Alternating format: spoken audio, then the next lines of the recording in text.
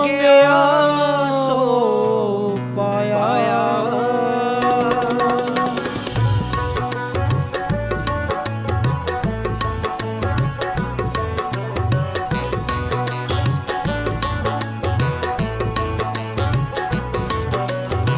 शुक्र दातिया तेरा, शुक्र दातिया, शुक्र दातिया तेरा, शुक्र दातिया। जिंदगी रही है, जिंदगी रही है, गुजर दातिया, शुक्र दातिया तेरा, शुक्र दातिया, शुक्र दातिया तेरा, शुक्र दातिया, शुक्र दातिया तेरा, शुक्र Datia. Hello hello hello hello hello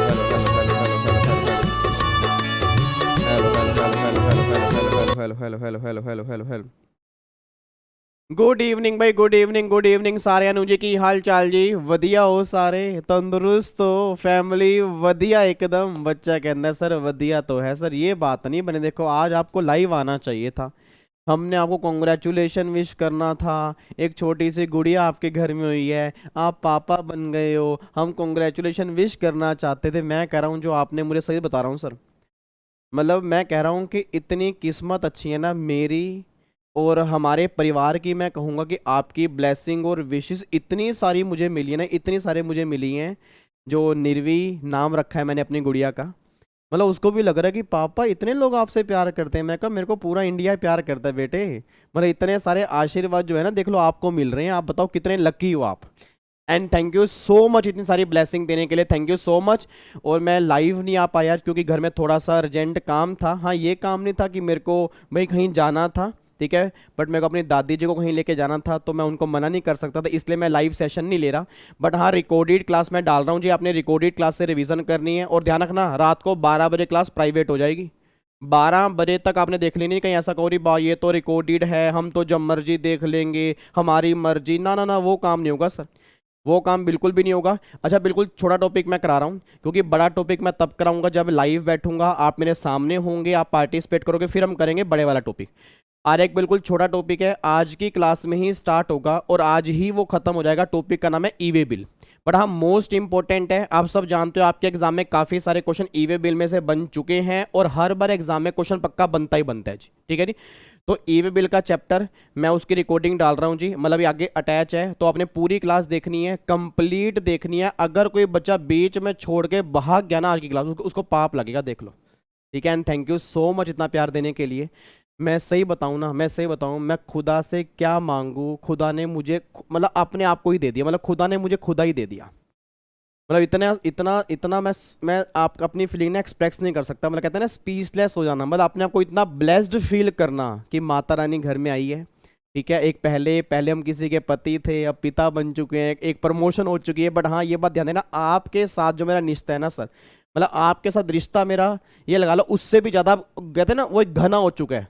मतलब मुझे आपके लिए जी जान से काम करना है क्योंकि मैंने कहा ना मेरी 2 परिवार हैं, एक तो परिवार मेरे घर में है, उससे बड़ा परिवार आप मेरा हो जी, ठीक है ना। मतलब क्या मैं कह रहा हूँ, कोई भी काम हो सर, कोई भी फेस्टिवल हो, आपसे बड़ा कुछ भी नहीं है। आपका रिजल्ट जिस दिन पास आ गया ना, मेरे सारे फेस्टिवल अपने आप बन जाएंगे, ठीक है जी। अच्छा एक बात और सुना ध्यान से, मैं 2-3 मिनट आपके लूंगा, उसके बाद फिर आपकी रिकॉर्डिंग क्लास स्टार्ट हो जाएगी, ठीक है। फिर वो आपने पूरी क्लास देखने ई वे बिल की। और एक बात ध्यान रखना, ऐसा नहीं है कि आज मैं लाइव नहीं आया आप लाइक करके नहीं जाओगे, आपने ना बल्कि यार इतने लाइक करने हैं, इतने लाइक करने, इतने लाइक करने हैं कि लाइक का बटन टूट के ना गिर जाए।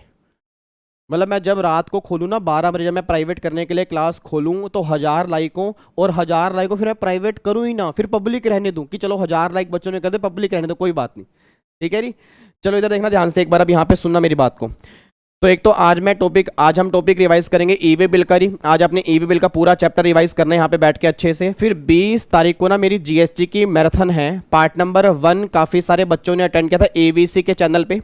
याद करो सीए और सीएमए वाले बच्चों की जो मैंने रिवीजन क्लास दी थी, आपको मैंने कहा था कि सीएस वाले बच्चे भी ज्वाइन कर सकते हैं। अच्छा कई सीएस वाले बच्चे, मतलब आप इतने नालायक हो, वहाँ जाके कह रहे हो क्या ये क्लास सीएस वाले बच्चों के लिए भी है क्या? मेरी नाक कटवाओगे क्या वहाँ जाके? मैं पता कितना अच्छा बोलता हूँ उनको कि मेरी सीएस की फैमिली के बच्चे मेरी जान है, और आप वहां जाके मेरे नाक कटवाते हो। सर ये सीएस के लिए भी है क्या? आपको मैंने समझा के भेजा था कि जो भी चैप्टर हैं वो आपके लिए भी हैं, बल्कि आपको तो होना चाहिए आराम से बैठ के मस्त तरीके से रिवीजन करो। आपकी तो 2-2 बार रिवीजन हो रही है, आपकी तो डबल डबल रिवीजन हो रही है, ठीक है ना, क्योंकि वो चैप्टर हमारे यहाँ तो होने ही होने हैं। एक बार वहां पे भी रिवाइज कर लोगे, आपके डबल रिवीजन होगी, आपके जीएसटी में पूरे में से पूरे नंबर आएंगे जी, ठीक है जी। और थर्सडे को हमारा फाइनल मैच है, थर्सडे को हमारा फाइनल मैच है, मतलब लास्ट मैराथन जो मेरी पेंडिंग बची है हम थर्सडे को करने जा रहे हैं। सुबह 11:30 बजे सारे बच्चे वहां पहुंच जाएंगे जी, सुबह 11:30 बजे एवीसी के चैनल पे पहुंच जाएंगे। आपको चैनल वैसे मैंने पहले दिखाया हुआ है, देखो ये वाला चैनल है, इस चैनल पे आपने पहुंच जाना है। 11:30 बजे हमारी रिवीजन क्लास स्टार्ट होगी। रिवर्स चार्ज का टॉपिक हो गया, अकाउंट्स एंड रिकॉर्ड्स वाला टॉपिक हो गया, रजिस्ट्रेशन वाला हो गया, पेमेंट वाला हो गया, रिफंड वाला हो गया, मतलब जो भी टॉपिक आपके जीएसटी में बैलेंस बचे हैं ना, वो सारे के सारे जो उस दिन नहीं हुए थे वो सारे मैं रिवाइज करवा दूंगा थर्सडे को। अब एक बच्चा कह रहा है सर फिर थर्सडे को क्या इस वाले चैनल पे क्लास नहीं होगी? थर्सडे को आपका ऑफ रहेगा, मतलब आपका ऑफ का मतलब जो बच्चे वहां आके मैराथन अटेंड नहीं करेंगे उनका ऑफ रहेगा, जो बच्चे वहां पे आके मैराथन अटेंड करेंगे उनका कोई ऑफ नहीं है। सुबह 11:30 बजे से लेके रात को 8 बजे, 9 बजे, 10 बजे, उस दिन जितना भी टाइम लगे ना हमें पूरा जीएसटी रिवाइज करना है, ठीक है। तो 2 मैराथन सीए और सीएमए वाले बच्चों की वहां पे एक हो चुकी है, एक उनकी और बची है। और आपको फायदा ये है कि आप वहां पर भी जाके रिवाइज करोगे, आपकी यहां पे भी रिवीजन होगी, वहां पे भी होगी, डबल रिवीजन आपकी होगी जी, ठीक है जी। और ये मत सोचना कि वो वाले चैप्टर यहां होंगे नहीं, यहां तो चल ही रहे हैं, यहां तो पूरा जीएसटी डिटेल में रिवाइज होगा ही होगा। बट अगर कोई बच्चा रहता है कि मेरे को डबल रिवीजन करनी है तो फिर हम थर्सडे को मिलेंगे। जो बैलेंस टॉपिक हमारे बचे हैं जो मैराथन 1 में नहीं हुए थे वो टॉपिक फिर हम थर्सडे को कंप्लीट करेंगे जी, ठीक है। तो सारे बच्चे थर्सडे को 11:30 बजे पहुंच जाएंगे। लाइव होगी वो ऑब्वियस सी बात है, मैं लाइव ही आऊंगा, रात तक मैं लाइव बैठूंगा जी, मुझे कोई काम वाम नहीं करना। मैंने घर वालों को कह दिया, मैंने निर्वी को भी कह दिया। बच्चा कह रहा है नाम क्या है? नाम है निर्वी। और निर्वी का मतलब पता क्या होता है? परम आनंद। मतलब कहते हैं जिस इंसान ने जिंदगी में परम आनंद भर दिया हो तो उसका नाम भी तो वैसा होना चाहिए ना। मतलब मैं कैसे ही बता रहा हूँ, मतलब कहते हैं ना कि आप जब बच्चों को देखते हो आपकी टेंशन खत्म हो जाती है, मतलब वही वाला सीन है सर। मतलब मैंने जो भगवान से मांगा ना, भगवान ने उससे बढ़ के दिया। मैंने कहा भगवान कुछ अच्छा देना, भगवान ने कहा ले तू खुदा को मांगता है, मैं तुझे खुदा ही दे देता हूँ आज। मतलब थैंक यू सो मच, मैं आपका भी करता हूँ इतनी ब्लेसिंग देने के लिए, इतना प्यार देने के लिए, लॉट्स ऑफ लव। और थैंक यू सो मच, हमेशा अपना आशीर्वाद प्यार ऐसे बनाए रखना। अब मैं आपका टाइम वेस्ट नहीं करूंगा, एक बार दोबारा सुन लो। अभी आप ईवी बिल का चैप्टर रिवाइज करोगे, आगे ईवी बिल का चैप्टर है। फिर 20 तारीख को जीएसटी की मैराथन 11:30 से लेके प्रभु इच्छा तक, जब तक हमारा पूरा जीएसटी रिवाइज नहीं होगा सीएस सीएमए वाले बच्चों का, आप भी उसको ज्वाइन कर सकते हो। मैं दोबारा कह रहा हूँ, आप भी उसको ज्वाइन कर सकते हो।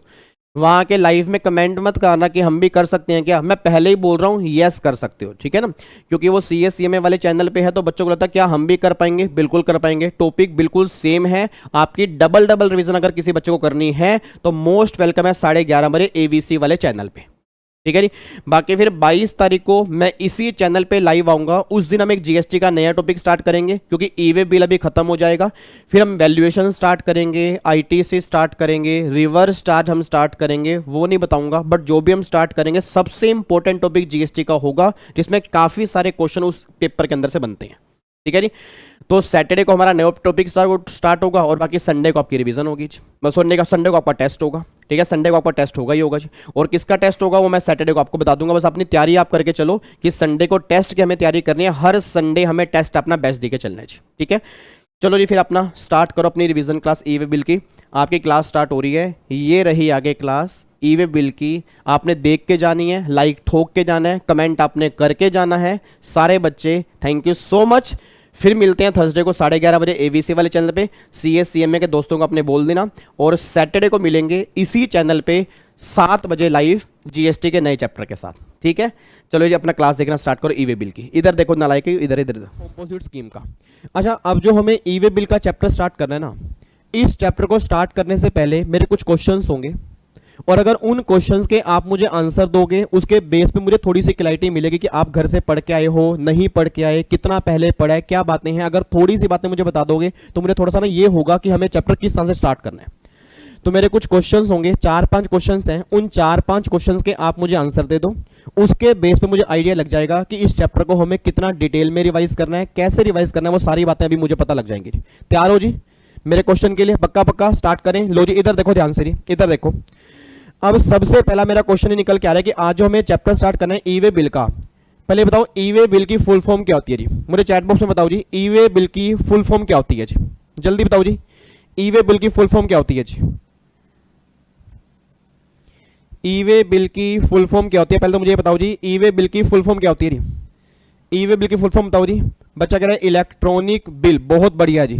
एक बच्चा कह रहा है इलेक्ट्रॉनिक बिल, ना लाइक बीच में डब्ल्यू खाई क्या जी, इलेक्ट्रॉनिक बिल, साक्षी बीच में डब्ल्यू ही खा गई जी। Electronic way bill full form पूरी क्या होती है जी, इलेक्ट्रॉनिक वे बिल, मतलब ई वे बिल की फुल फॉर्म होगी इलेक्ट्रॉनिक वे बिल। अब नाम से ही पता लग रहा है कि ये बिल जो होगा वो मैनुअल इशू नहीं होगा, ऑनलाइन इशू होगा जी। याद करो सर, जब मैंने स्टार्टिंग में जीएसटी की रिवीजन क्लास स्टार्ट की थी, आपको मैंने वहां पे भी कहा था कि आपका जीएसटी पोर्टल होगा, जिसको हम नॉर्मली क्या बोलते हैं, जीएसटीएन बोलते हैं, that is goods and service tax network.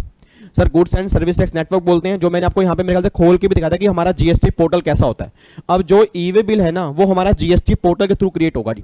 मतलब एक जमाने में एम वे बिल होता था, मैनुअल वे बिल होता था, अब वो एम वे बिल खत्म हो चुका है। अब एक गवर्नमेंट नया कॉन्सेप्ट लेकर आई है ई वे बिल का, मतलब इलेक्ट्रॉनिक वे बिल। ये बात ध्यान देना चाहिए, ये बात क्लियर हो गई।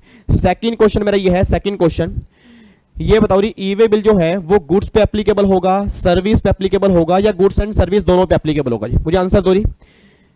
ई वे बिल जो है वो गुड्स पे एप्लीकेबल होगा, सर्विस पे एप्लीकेबल होगा, या गुड्स एंड सर्विस दोनों पे एप्लीकेबल होगा जी। अंजलि कह रही है सर गुड्स पे एप्लीकेबल होगा, मानसी कह रही है बोथ पे एप्लीकेबल होगा जी, मानसी कह रही है बोथ पे एप्लीकेबल होगा, बाकी कई बच्चे कह रहे हैं गुड्स पे एप्लीकेबल होगा जी, मतलब मेजोरिटी बच्चे कह रहे हैं गुड्स पे एप्लीकेबल होगा। कई बच्चे एक दो नालायक ऐसे भी हैं जो कह रहे हैं सर दोनों के ऊपर एप्लीकेबल होगा, वो बच्चे रटने वाले हैं जी। बुरा मत मानना मेरी बात का, उनको पता क्या लग रहा है कि जीएसटी गुड्स पे लगता है, सर्विस पे लगता है, और गुड्स और सर्विस दोनों पे लगेगा, तो ई वे बिल कॉन्सेप्ट होगा वो भी दोनों पे लगेगा। Answer is no. सर आपने क्लास के अंदर पढ़ा होगा ई वे बिल जो है वो ओनली गुड्स वाले केस में एप्लीकेबल होगा, सर्विस वाले केस में ई वे बिल की बात ही नहीं होती। सर एक बात बताओ, ई वे बिल जो कॉन्सेप्ट है आपको क्लास के अंदर मैंने डिटेल में समझाया था कि ई वे बिल कॉन्सेप्ट गवर्नमेंट क्यों लेकर आई थी, कि ट्रांसपोर्टेशन को ट्रैक करने के लिए। अब सोच के बोला ट्रांसपोर्टेशन किसकी करेंगे, गुड्स की करेंगे ना। अब अगर ट्रांसपोर्टेशन गुड्स की करेंगे तो अगर गुड्स की ट्रैकिंग करनी होगी तो उस केस में गवर्नमेंट एक कॉन्सेप्ट लेकर आई ई वे बिल का। अब सोच के बोलना मैं आपके लिए कोई एक्टिविटी कर रहा हूं, ये काम सर्विस है, अब ये सर्विस ट्रांसपोर्ट हो रही है, इसको कैसे ट्रैक करोगे। तो ई वे बिल कॉन्सेप्ट जो है वो गुड्स वाले केस में एप्लीकेबल होगा, सर्विस वाले केस में एप्लीकेबल नहीं होगा, ये बात ध्यान देना जी। तो अभी तक मैंने दो बातें बोली हैं जी, अभी तक दो बातें मैंने डिस्कस की हैं। सबसे पहली बात मैंने क्या बोली है कि ई वे बिल की फुल फॉर्म क्या हो गई, इलेक्ट्रॉनिक वे बिल। दूसरा मैंने क्या बोली है कि ई वे बिल जो होगा वो गुड्स वाले केस में एप्लीकेबल होगा, सर्विस वाले केस में एप्लीकेबल नहीं होगा। सेकंड बात मैंने ये बोली है। तीसरा क्वेश्चन मेरा ये है, तीसरा क्वेश्चन ये है जी कि ई वे बिल जो है वो सप्लाई वाले केस में इशू करेंगे, मतलब गुड्स की सप्लाई वाले केस में इशू करेंगे, या गुड्स के मूवमेंट वाले केस में इशू करेंगे। मेरे को ये बताओ जी, तीसरा क्वेश्चन ये है कि जो ई वे बिल हम क्रिएट करेंगे, ई वे बिल जो हम जनरेट करेंगे, वो सप्लाई ऑफ गुड्स वाले केस में इशू करेंगे या मूवमेंट ऑफ गुड्स वाले केस में इशू करेंगे जी। अंकित कह रहा है sir movement movement movement movement, almost 100% बच्चा कह रहा है मूवमेंट। वाकई मुझे आप लग रहा है कि यार घर से पढ़ के आए हो, बहुत बढ़िया आंसर दिया आपने कि ई वे बिल जो है वो मूवमेंट वाले केस में एप्लीकेबल होगा, सप्लाई वाले केस में एप्लीकेबल नहीं होगा। एक बच्चा कहता है यार मुझे तो यही समझ नहीं आ रहा कि हमने ना ये पढ़ा तो है कि ई वे बिल जो है वो मूवमेंट वाले केस में एप्लीकेबल होता है, बट सप्लाई और मूवमेंट में फर्क क्या होता है। सर बहुत जबरदस्त फर्क होता है, मैं दोबारा बोल रहा हूं, सप्लाई और मूवमेंट में बहुत जबरदस्त फर्क होता है। मैं आपको एग्जांपल देता हूं जी। मान लो मिस्टर एक्स ने मिस्टर वाई को, मेरा पूरी क्लास का क्वेश्चन है जी, मिस्टर एक्स ने मिस्टर वाई को फॉर एग्जांपल एक गुड्स की सेल की है। अब सोच के बोला नहीं, अगर मिस्टर एक्स ने मिस्टर वाई को गुड्स की सेल की है, उसके बदले में let's take an example 1 lakh रुपए चार्ज किए। अब अगर एक्स ने वाई को सामान बेचा, 1 लाख रुपए चार्ज किए, ये काम 7(1) में सप्लाई भी है, इसमें गुड्स की मूवमेंट भी होगी, इसमें सप्लाई भी है, मूवमेंट भी है, इसमें कोई दिक्कत नहीं है। बट सर एक बात मैंने सोच के बताओ, आपने क्लास में ना रेगुलर बैच में या कहीं पर भी आपने अगर कोचिंग ली होगी या अगर सेल्फ स्टडी भी की होगी, आपने एक चैप्टर पढ़ा होगा जॉब वर्क वाला, और जॉब वर्क वाले चैप्टर में आपने ये पढ़ा होगा कि अगर प्रिंसिपल जॉब वर्क को सामान देते हैं जी, आंसर देना मुझे नहीं, अगर प्रिंसिपल जो वर्कर को सामान देगा उस केस में उस काम को हम सप्लाई में कवर नहीं करते। याद करो, इवन मैंने सप्लाई के चैप्टर में एग्जांपल भी दिया था कि अगर मुझे कपड़े से शर्ट बनानी है और अगर मैंने कपड़ा टेलर को दिया, तो मेरा कपड़ा टेलर को देना मेरे हाथ में सप्लाई नहीं बनेगा, क्योंकि वो टेम्परेरी ट्रांसफर है। और अगर वो काम सप्लाई में कवर नहीं होगा, बट गुड्स का मूवमेंट तो हो रहा है ना सर, ध्यान रखना जी, प्रिंसिपल टू जॉब वर्कर वाले केस में ये काम सप्लाई में कवर नहीं है, बट गुड्स का मूवमेंट हो रहा है। तो अगर जहां गुड्स का मूवमेंट होगा ना, उस केस में ई वे बिल की बातें होगी, तो सप्लाई से लेना देना नहीं है। तो एग्जाम में कई बार क्वेश्चन बन चुका है, बच्चा गलती करके आता है जी। तो पहली बात अपने दिमाग में ये क्लियर करके चलो जी, पहली बात ये दिमाग में क्लियर करके चलो कि ई वे बिल सप्लाई वाले केस की बात नहीं करता, वो गुड्स के मूवमेंट वाले केस की बात करता है कि जहां पे गुड्स का मूवमेंट होगा उस केस में ई वे बिल की बात होगी, सप्लाई हो या ना हो इट डजंट मैटर जी। 3 क्वेश्चन मैंने क्लियर कर दिया आपने। क्वेश्चन नंबर 4 बताओ जी, क्वेश्चन नंबर 4 बताओ जी। क्वेश्चन नंबर 4, क्या ई वे बिल हमें स्टार्टिंग से क्रिएट करना पड़ेगा या कुछ एग्जाम्पशन लिमिट के बाद क्रिएट करना पड़ेगा जी? बताओ जी, मुझे आंसर दो। क्या ई वे बिल हमें स्टार्टिंग से क्रिएट करना पड़ेगा या कुछ एग्जाम्पशन लिमिट के बाद क्रिएट करना पड़ेगा जी? हर्षित कह रहे हैं सर आप मेरा नाम क्यों नहीं लेते? हर्षित मैंने आपका ही नाम ले दिया, मेरा नाम आपके सामने आ गया। मुझे फटाफट से बताओ जी, क्या ई वे बिल हम स्टार्टिंग से क्रिएट करेंगे या कुछ एग्जाम्पशन लिमिट के बाद क्रिएट करेंगे? बहुत जबरदस्त आंसर सारे बच्चे दे रहे हैं, बस सिर्फ एक बच्चे का गलत है, सर एग्जाम्पशन लिमिट के बाद क्रिएट करेंगे। याद करो आपने क्लास में किया था कि अगर गुड्स का मूवमेंट हो रहा है और उसकी वैल्यू 50,000 से ज्यादा होगी उस केस में ई वे बिल की बात होगी। अगर वैल्यू 50,000 से कम होगी उस केस में ऑप्शनल है कि ई वे बिल क्रिएट करोगे नहीं क्रिएट करोगे वो तुम्हारे ऊपर है, बट अगर वैल्यू 50,000 से ऊपर होगी उस केस में ई वे बिल जनरेट करना ही पड़ेगा, बस ये पर ध्यान देना जी। ठीक है, तो आपने मेरे चारों क्वेश्चन के आंसर दे दिए जी और इससे मुझे थोड़ा कॉन्फिडेंस मिला कि वाकई आप घर से पढ़कर आए हो। अब बहुत जबरदस्त तरीके से चैप्टर रिवाइज करेंगे और सारा चैप्टर भी हमारा जल्दी रिवाइज होगा और बहुत बढ़िया तरीके से रिवाइज होगा जी। अब स्टार्ट करते हैं रिवीजन। इधर देखो ध्यान से, नहीं अब मैं नोट्स पे आ रहा हूं जी, अब मैं नोट्स पे आ रहा हूं, एक बार इधर देखो ध्यान से। अब यहां से हमारा चैप्टर स्टार्ट हो रहा है ई वे बिल का। अब ई वे बिल को पढ़ने से पहले ना एक बात ध्यान दो कि जो भी आपका ई वे बिल होगा ना उसके 2 पार्ट होते हैं, एक तो पार्ट नंबर ए होगा, एक पार्ट नंबर बी होगा। अब जिन जिन बच्चों ने कभी प्रैक्टिकली ऑफिस में काम किया है या काम नहीं भी किया, इतना ध्यान देना कि जब भी हम जीएसटी पोर्टल पे जाके जब भी हम जीएसटीएन पे जाके ई वे बिल जनरेट करते हैं उसके 2 पार्ट होते हैं, एक तो पार्ट नंबर ए और एक part number B. Part number A में सप्लायर की डिटेल होती है, पार्ट नंबर ए में रिसीवर की डिटेल होती है और पार्ट नंबर ए में ही गुड्स की डिटेल होती है। बट जो पार्ट नंबर बी है ना उसमें ट्रांसपोर्टर की डिटेल होगी। तो एग्जाम में कई बार क्वेश्चन बन जाता है कि ट्रांसपोर्टर की डिटेल ई वे बिल के कौन से पार्ट में होती है, तो आंसर लिखोगे पार्ट नंबर बी। अगर एग्जाम में क्वेश्चन बन गया कि भैया सप्लायर की डिटेल कहां होती है, रिसीवर की कहां होगी, गुड्स की कहां होगी, तो सारी की सारी बातें पार्ट नंबर ए में होंगी। तो एक छोटी सी बात ध्यान देना कि जो हमारा ई वे बिल है वो 2 पार्ट्स में डिवाइड होगा, पार्ट नंबर ए में डिवाइड होगा और पार्ट नंबर बी में डिवाइड होगा। अब मैं स्टार्ट करवाने जा रहा हूं जी। अब सबसे पहला पॉइंट देखो जी, सबसे पहले मैंने क्या लिखा हुआ है कि ई वे बिल जो होगा वो ओनली गुड्स वाले केस की बातें होंगी, सर्विस वाले केस की बातें नहीं होंगी। रूल नंबर 138 आपका निकल के आ रहा है। अब पहला क्वेश्चन है objective of E way bill, मतलब E way bill concept introduce क्यों किया गया, इसका लॉजिक क्या था? याद करो सर, जब मैंने आपको क्लास के अंदर बताया था कि ई वे बिल कॉन्सेप्ट गवर्नमेंट क्यों लेकर आई थी, क्योंकि जो आपके बोगस इनवॉइस होते थे ना, बोगस इनवॉइस को खत्म करने के लिए और टैक्स इवेजन को कम करने के लिए गवर्नमेंट ने क्या किया था, ई वे बिल कॉन्सेप्ट इंसर्ट किया था। अब कई बच्चों को ना यही नहीं पता होता कि सर ये बोगस इनवॉइस का मतलब क्या है जी। कई बच्चे कहते हैं सर बोगस इनवॉइस का मतलब क्या होता है? बोगस इनवॉइस का मतलब क्या? बोगस मींस क्या होगा? Fake invoice. बोगस का मतलब क्या होगा? फेक इनवॉइस हो गया। अब एक बात मैंने सोच के बताना चाहिए, मेरा पूरी क्लास का क्वेश्चन है, जब ई वे बिल कॉन्सेप्ट यहां पे नहीं था तो लोग क्या करते थे? नकली बिल काटते थे, नकली खर्चा क्लेम करते थे, नकली आईटीसी क्लेम करते थे। अब सोच के बोलना सर, मान लो मिस्टर एक्स ने, यहां मिस्टर वाई है, मिस्टर एक्स ने मिस्टर वाई को ना कोई भी सप्लाई नहीं की। अब अगर एक्स ने वाई को कोई भी सप्लाई नहीं की बट यहां पे उसने बिल काट दिया, एक्स ने वाई को कोई भी सप्लाई नहीं की बट यहां पे बिल काट दिया। अब जैसे ही बिल काटा होगा इसने क्या किया जी, इसने इसको पेमेंट नहीं की, पेमेंट कुछ भी नहीं है, मतलब एक नकली इनवॉइस काट दिया, इसने नकली में आईटीसी क्लेम कर लिया, इसने नकली बिल काटा, इसने नकली में आईटीसी क्लेम किया। जब ये गवर्नमेंट को जीएसटी देने के लिए गया इसने वो आईटीसी यूज भी कर लिया। अब सोच के बोला जैसे ही वो आईटीसी यूज करेगा तो क्या गवर्नमेंट को जीएसटी का नुकसान होगा? नहीं होगा, बिल्कुल नुकसान होगा। एक बच्चा कहता है सर क्या गवर्नमेंट को पता नहीं लगता था कि यह सामान भेजा नहीं भेजा? कैसे पता लगेगा सर, एक बताओ कैसे पता लगेगा? जब कोई कंट्रोल ही नहीं होगा, जब कोई पहले मैनुअल बिल था, और मैनुअल बिल आप सब जानते हो सर, मैनुअल बिल में सब कुछ होता था बट इलेक्ट्रॉनिक बिल आने के बाद पूरा डाटा सर्वर पे ऊपर है। अब गवर्नमेंट ने तभी ये कॉन्सेप्ट इंसर्ट किया कि अगर कोई पर्सन गुड्स की मूवमेंट करना चाहता है उसका पहला स्टेप ये होगा कि वो ई वे बिल क्रिएट करेगा।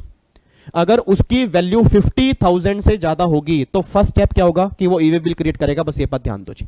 देखो मैंने यहां पे क्या लिखा हुआ है जी, ये देखो जी, to control and stop practice of bogus invoice related to goods, to control tax evasion और for track movement of goods. एक बात मैंने सोच के बताना जी, एक बात मैंने सोच के बताओ।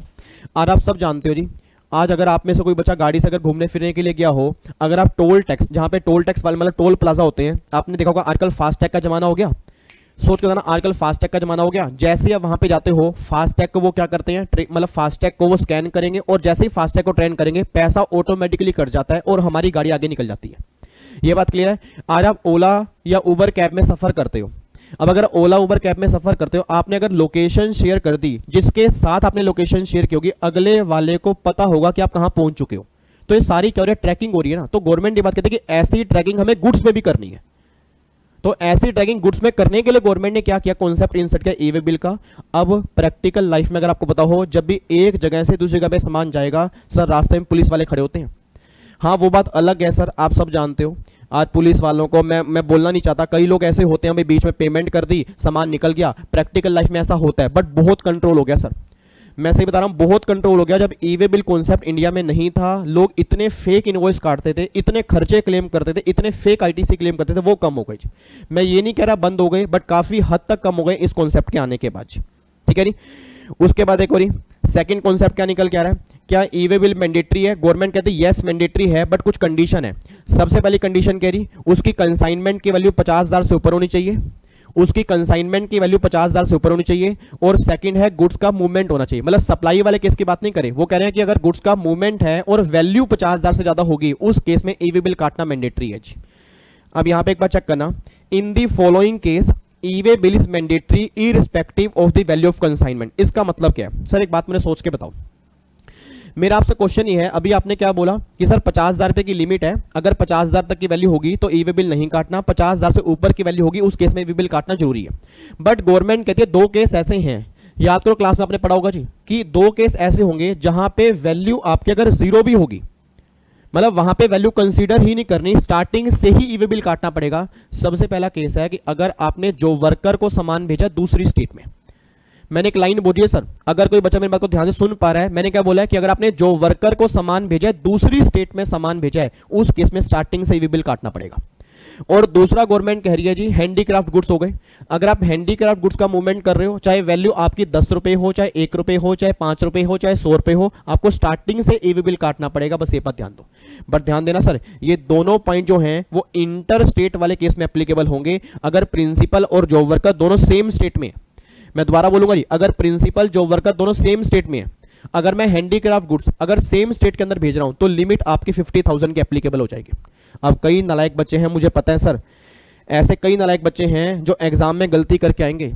मुझे पता आप गलती करके आओगे, गलती पता क्या करके आओगे, एग्जाम में क्वेश्चन आ गया, प्रिंसिपल रहने वाला है दिल्ली का, जो वर्कर रहने वाला है दिल्ली का, प्रिंसिपल ने जो वर्कर को सप्लाई की है वैल्यू 30,000 रुपए की है, क्या ई वे बिल कटेगा? बच्चा बोलेगा यस। वो खुद नहीं बोलेगा यस, पीछे वाला उंगली मार देगा। वो क्या बोलेगा, अरे भाई भाई भाई भाई प्रिंसिपल टू जो वर्कर वाला केस है, याद कर सर ने कहा था उस केस में मैंडेटरी होता है। वो ये देखना ही भूल जाएंगे दोनों सेम स्टेट में है। तो ये बात ध्यान देना कि अगर दोनों दूसरी स्टेट में, मतलब अगर इंटर स्टेट मूवमेंट होगा, उस केस में मैंडेटरी की बात है। इंट्रा स्टेट वाले केस में वहां पे लिमिट एप्लीकेबल हो जाएगी जी। तो देखो यहां पे जी, यहां पे चेक करो जी, प्रिंसिपल और जॉब वर्कर अगर इंटर स्टेट है, मान लो दिल्ली से हरियाणा में, उस केस में गवर्नमेंट कह रही है कोई आपको 50,000 की लिमिट नहीं है। और अगर हैंडीक्राफ्ट गुड्स की बात करोगे, वहां पर भी कोई लिमिट एप्लीकेबल नहीं होगी। अब एग्जांपल आपके सामने है जी, मुझे एग्जांपल का आंसर देना जी। एग्जांपल देखो, एक ट्रक में 3 कंसाइनमेंट जा रहे हैं जी, एक ट्रक में 3 कंसाइनमेंट जा रहे हैं और 3 इनवॉइस हैं। इनवॉइस 1 है 65,000 रुपए का, इनवॉइस 2 है 45,000 रुपए का, और इनवॉइस 3 आएगा यहाँ पे, इनवॉइस 3 है 1 लाख रुपए का। अब इनवॉइस 3 1 लाख रुपए का, मेरा पूरी क्लास का क्वेश्चन है, इस किन किन केस में ई वे बिल आपको काटना पड़ेगा जी? एक बार बताना किन किन केस में ई वे बिल काटना पड़ेगा। 3 इनवॉइस हैं, इनवॉइस 1 65 का है, इनवॉइस 2 45 का है, इनवॉइस 3 1 लाख रुपए का है। तो क्या तीनों केस में ई वे बिल काटना पड़ेगा? Answer is no. इनवॉइस 1 और इनवॉइस 3 में ई वे बिल काटना पड़ेगा। तो 1 और 3 में ई वे बिल जनरेट होगा, 2 में नहीं होगा, क्योंकि 2 की वैल्यू कितनी है? 45,000 रुपए की है। एक बच्चा कहता है यार ये तो एग्रीगेट नहीं करके देखते। Answer is no sir.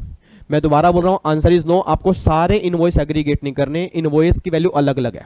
मतलब जो आप गुड्स का मूवमेंट कर रहे हो, पर इनवॉइस की वैल्यू गवर्नमेंट बात कर रही है। ऐसा नहीं है कि सारे इनवॉइस एग्रीगेट कर दोगे। तो अगर 3 इनवॉइस अलग अलग हैं, 3 कंसाइनमेंट हैं, तो तीनों की वैल्यू 50,000 से ऊपर होगी, तब जाके 3 ई वे बिल कटेंगे।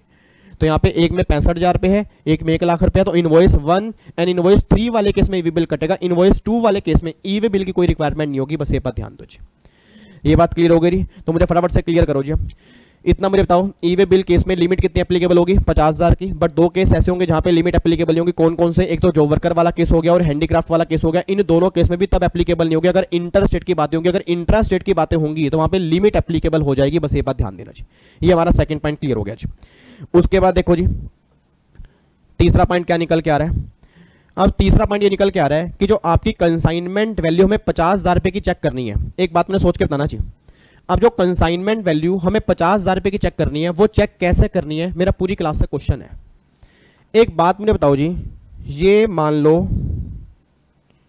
एक मिनट रुकना जी, ये मान लो आपका ट्रक है जी, ये ना मिस्टर एक्स है और ये मिस्टर वाई है जी। ये मिस्टर एक्स है, मिस्टर वाई है। आकाश कह रहा है सर ये निखिल को ब्लॉक कर दो। कौन है निखिल नालायक? कौन है निखिल? निखिल कौन है जरा? छोड़ो, चला गया, नालायक बच्चा जी वो, नालायक बच्चा, छोड़ो। इधर देखो ध्यान से, इधर देखो जी। अब अगर एक्स ने, प्लीज ध्यान सुना जी, अगर एक्स ने वाई को सप्लाई की है, अब एक्स ने वाई को सप्लाई कौन कौन सी की है? मान लो जो इसने सप्लाई की है,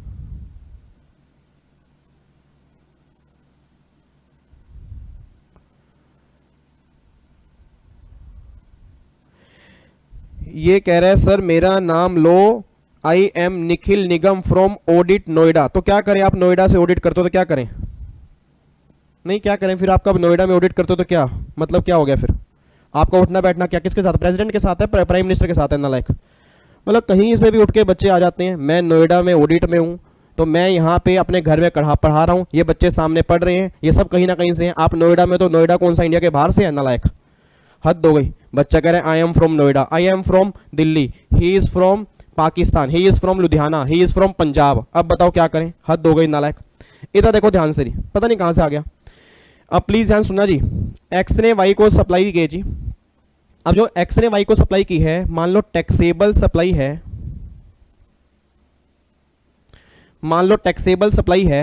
लेट्स टेक एन एग्जांपल 40,000 रुपए। प्लीज ध्यान देखना जी, 40,000 रुपए टैक्सेबल सप्लाई है और इसमें एग्जम्प्टेड सप्लाई भी है, इसमें एग्जम्प्टेड सप्लाई भी की है।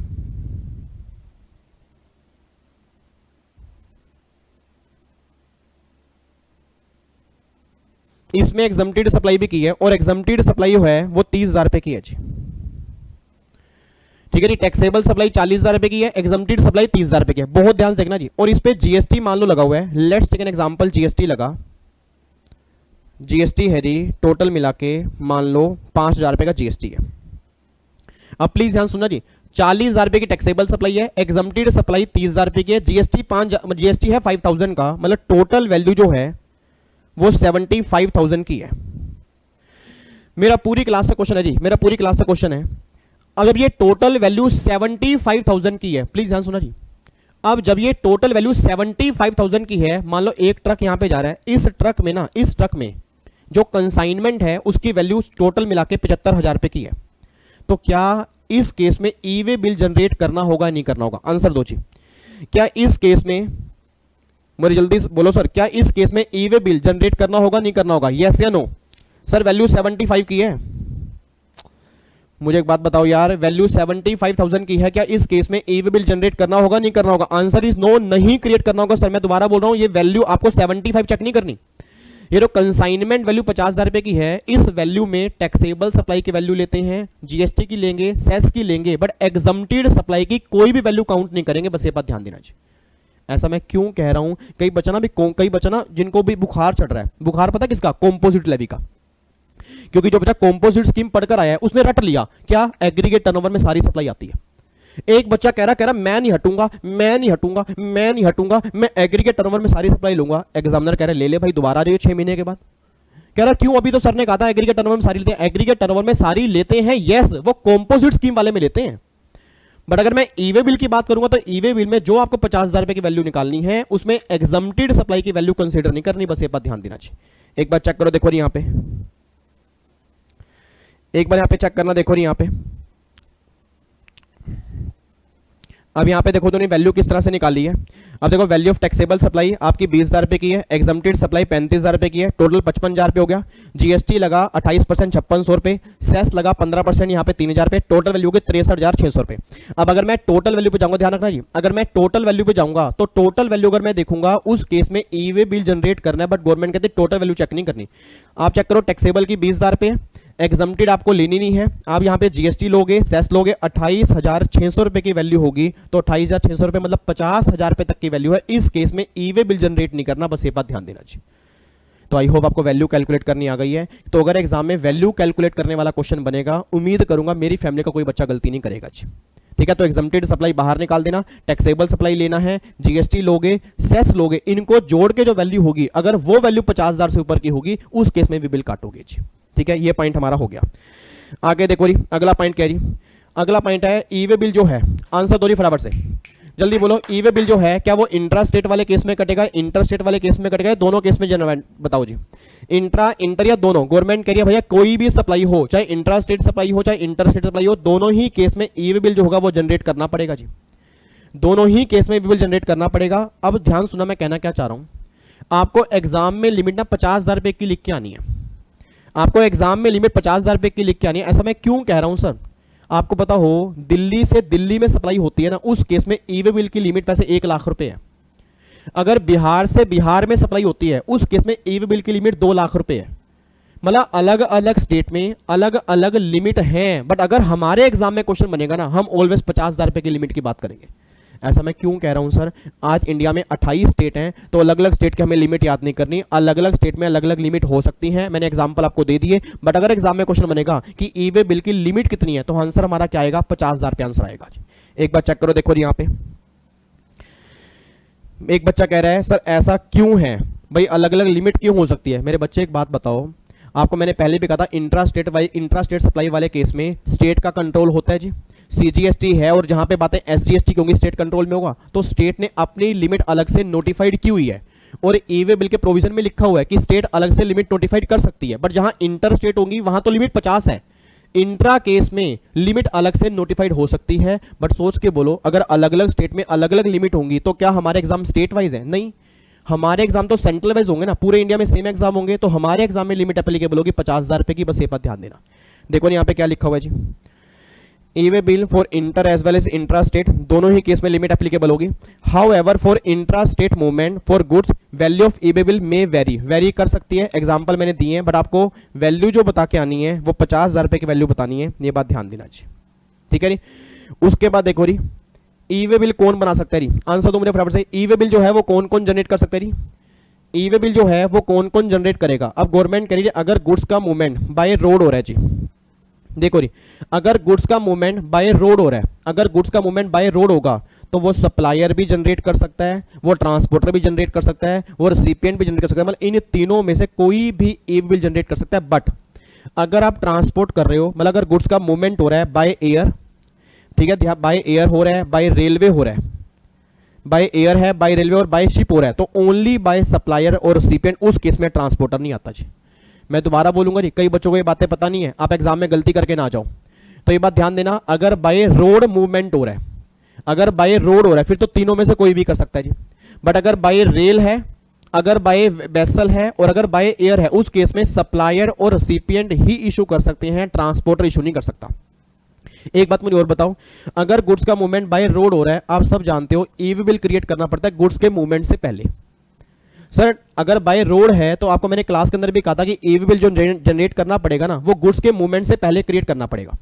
बट अगर मेरा मूवमेंट बाय रेल है, अगर बाय एयर है और बाय शिप है, उस केस में ई वे बिल जो जनरेट होगा वो मूवमेंट से पहले नहीं होगा। गवर्नमेंट कह रही है तो मूवमेंट के बाद भी इशू कर सकते हो, बट डिस्पैचिंग से पहले, मतलब जब वो सामान डिस्पैच होगा उसके डेस्टिनेशन पे, उससे पहले क्रिएट करना, बट मूवमेंट के बाद भी कर सकते हो। तो मुझे फटाफट से आंसर दो जी। देखो यहाँ पे क्या लिखा हुआ है, एक बार चेक करो जी। यहाँ पे देखो मैंने क्या लिखा है कि अगर एयर वाला केस है, रेल वाला केस है, शिप वाला केस है, only by supplier recipient, transporter मैंने कट किया हुआ है, और आफ्टर मूवमेंट ऑफ गुड्स, मतलब गुड्स के मूवमेंट के बाद भी क्रिएट कर सकते हो, बट डिलीवरी एट डेस्टिनेशन, मतलब जहां पे जिस डेस्टिनेशन पे डिलीवरी है उससे पहले तुम्हें ई वे बिल जनरेट करना पड़ेगा। बस ये बात ध्यान देना जी। ठीक है, तो मुझे फटाफट से आंसर दो जी। कई बच्चे अपनी ही बातों में लगे हुए हैं जी, वो यहाँ पे ई वे बिल का चैप्टर पढ़ने नहीं आए, वो एक दूसरे से उन्होंने एक्चुअली क्या है, देखो अभी तक तो बने हुए थे व्हाट्सएप पे ग्रुप, अभी तक ग्रुप थे टेलीग्राम पे, अब हो क्या गया, अब लाइव सेशन में ग्रुप बनने लगे हैं आजकल एक नया ट्रेंड स्टार्ट हो गया जी। मतलब ये यूट्यूब वालों को भी नहीं पता होगा कि ऐसा ट्रेंड इंडिया में है, ये हमारे बच्चे करके दिखाएंगे। यहाँ पे उनके लाइव सेशन में ग्रुप बन गए, 10-12 बच्चे आपस में बातचीत कर रहे हैं, मैं देख रहा हूँ। यहां चल रहा है ई वे बिल, उनकी अलग ही बातें चल रही हैं। इधर देखो ध्यान से नालायकों, एक बात मैंने सोच के बताओ जी, फटाफट से मुझे आंसर देना जी। अब ई वे बिल जो हमें क्रिएट करना है वो बिफोर मूवमेंट करना है, किस केस में? अगर बाय रोड हो रही है, बट अगर बाय एयर की बात करूंगा, बाय रेल की बात करूंगा, बाय वेसल की बात करूंगा, उस केस में क्या होगा जी, मूवमेंट के बाद भी क्रिएट कर सकते हो, बस ये बात ध्यान देना जी। आगे देखो जी, यहां पे एक बार यहां पे चेक करना। अब types of E way bill जी, हाँ जी, ई वे बिल के कितने टाइप्स होते हैं? आंसर देना जी फटाफट से। ई वे बिल कितनी तरह का होता है? दो तरह का होता है सर, एक तो होता है नॉर्मल ई वे बिल, एक होता है बल्क ई वे बिल। अब ये नॉर्मल ई वे बिल का मतलब क्या होता है? नॉर्मल ई वे बिल उस केस में क्रिएट होता है जी, नॉर्मल ई वे बिल जो होगा वो उस केस में क्रिएट होगा जहां पे एक जैसी वैरायटी का ही सामान जाता है, एक जैसी वैरायटी का, मतलब जिसके नॉर्मली एक ही HSN कोड नंबर होंगे। शायद आपको पता होगा, अगर आपने कभी बिल ध्यान से देखा हो ना सर, अगर आपने कभी बिल ध्यान से देखा हो, उस bill pay HSN code number लिखा होता है। और ये HSN code number bill pay कब लिखना जरूरी है और कितने डिजिट का जरूरी है, मैं आपको बता देता हूं जी। आपके एग्जाम में अगर आपको पता हो, अगर आपने पहले कभी एक आधे बार एग्जाम दिए हैं, आपके एग्जाम में कई बार क्वेश्चन बन चुका है कि कितने डिजिट का HSN कोड लिखना मैंडेटरी है। तो मैं आपको बताने जा रहा हूं जी, अगर आपकी टर्नओवर 5 करोड़ रुपए तक है तो 4 डिजिट का HSN कोड आपको बताना जरूरी है जी। और अगर आपकी टर्नओवर 5 करोड़ से ज्यादा है, उस केस में HSN कोड होगा वो 6 डिजिट का होगा। मैं दोबारा बोल रहा हूं जी, आप कभी बिल ध्यान से देखना, टैक्स इनवॉइस वाला, वहां पे HSN कोड नंबर लिखा होता है। मैं दोबारा, अगर आपकी टर्नओवर 5 करोड़ तक की है तो 4 डिजिट का बताना जरूरी है, अगर आपकी टर्नओवर 5 करोड़ से ज्यादा है तो 6 डिजिट का बताना जरूरी है जी। ये बात क्लियर होती है? आप ध्यान सुना जी, अगर मान लो एक सेम वैरायटी का सामान जा रहा है तो गवर्नमेंट कह रही है उस केस में नॉर्मल ई वे बिल काट दो, कोई दिक्कत नहीं है। बट अगर एक ट्रक में अलग अलग वैरायटी का सामान जा रहा है, अलग अलग वैरायटी का मतलब क्या है, एक बात मैंने सोच के बताना जी। मान लो एक ट्रक में, ये क्या नाम है इसका, मनाको बिस्किट का पैकेट जा रहा है, ये मनाको बिस्किट का पैकेट है, उसी ट्रक में ये नमकीन जा रही है जी, उसी ट्रक में ये नमकीन जा रही है, उसी ट्रक में ये रिमोट जा रहा है जी, उसी ट्रक में ये माउस भी जा रहा है। अब सोच के बोला, क्या इन सबका HSN कोड सेम होगा या अलग अलग होगा? मेरा पूरी क्लास से क्वेश्चन है, क्या इन सबका HSN कोड सेम होगा या अलग अलग होगा? ऑब्वियस सी बात है, अलग अलग होगा। उस केस में गवर्नमेंट कह रही है नॉर्मल ई वे बिल की बात नहीं होगी, बल्कि ई वे बिल की बात होगी जी। ठीक है जी, तो एक बार यहां पे आप चेक करो जी, देखो गवर्नमेंट ने क्या लिखा है जी। गवर्नमेंट कह रही है transport of multiple variety of goods, multiple HSN code, तो उस केस में क्या होगा जी, आपका बल्क ई वे बिल कटेगा, बस ये बात ध्यान दो।